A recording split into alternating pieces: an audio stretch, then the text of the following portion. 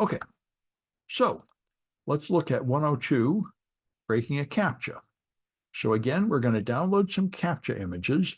Now, here's something worth knowing about Google Colab. If you put an exclamation point at the start of one of the commands, it'll execute it in a bash shell as a bash command. And then, so that's, you're downloading some stuff from my page where I made a version of this. Just download it from one of my websites and then unzip it. So you download a file and unzip it. All right. And I'm going to manage sessions, terminate other sessions. Okay. They only give you a limit of so many collabs you can run at a time. Okay. So there it goes, inflating some stuff. Okay. Now we get to see an example image. This is what we've got. This is a very simple CAPTCHA. You know, CAPTCHAs have these distorted letters that humans try to read, and supposedly machines can't read them.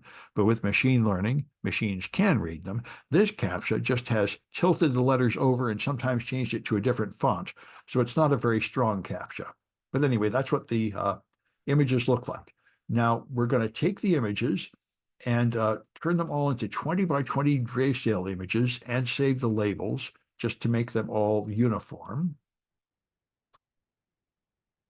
All right, it's just going to prepare the images for being used in a nice form that'll be easy to use for machine learning, is all this is going to do.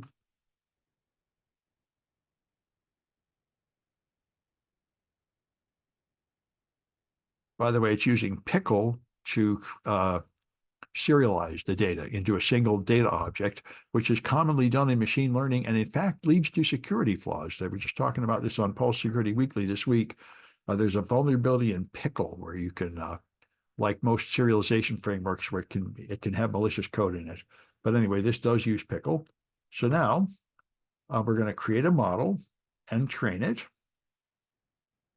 And this model is going to have first an input layer, another input layer, then a hidden layer with 500 nodes, and then an output layer with 32 nodes, because there are 32 possible symbols in here, letters and numbers.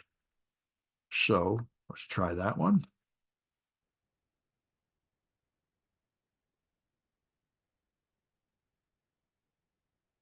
And yeah, I did put in a model summary, which is good. So we can see, there we are. Here's what we got the model.